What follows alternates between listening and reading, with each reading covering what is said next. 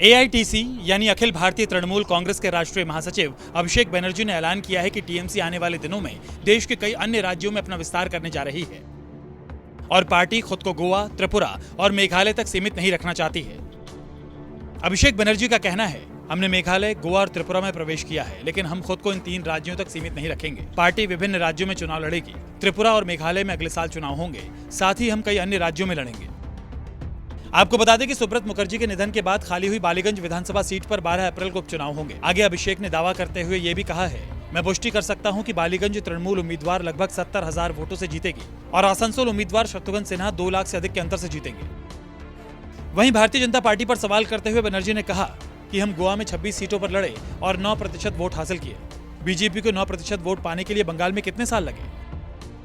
गौर करने वाली बात है कि गोवा, त्रिपुरा और मेघालय में बीजेपी की सरकार है और ऐसे में टीएमसी आने वाले दिनों में बीजेपी को इन राज्यों में कड़ी टक्कर दे सकती है। ज्ञात हो कि बंगाल विधानसभा चुनाव 2021 में टीएमसी ने बाजी मारी थी और टीएमसी को 213 सीटों पर और बीजेपी को 77 सीटों पर जीत मिली थी।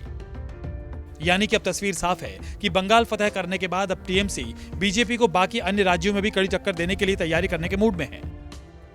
अब देखना होगा कि राज्य स्तर पर बीजेपी के साथ खेला करने वाली टीएमसी राष्ट्रीय स्तर पर बीजेपी के साथ क्या खेल करती है और राजनीति में टीएमसी कौन सा नया अध्याय लिखेगी, ये वक्त ही गवाही देगा।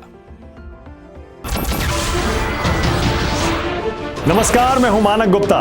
अगर आपको हमारा ये वीडियो पसंद आया हो तो इसे लाइक और शेयर जरूर करें और हां, हमें सब्सक्राइब और फॉलो करना ना भूलें ताकि आप देश और दुनिया की कोई खबर मिस ना करें। तो जुड़े रहिए हमारे साथ और देखते रहिए न्यूज़ 24।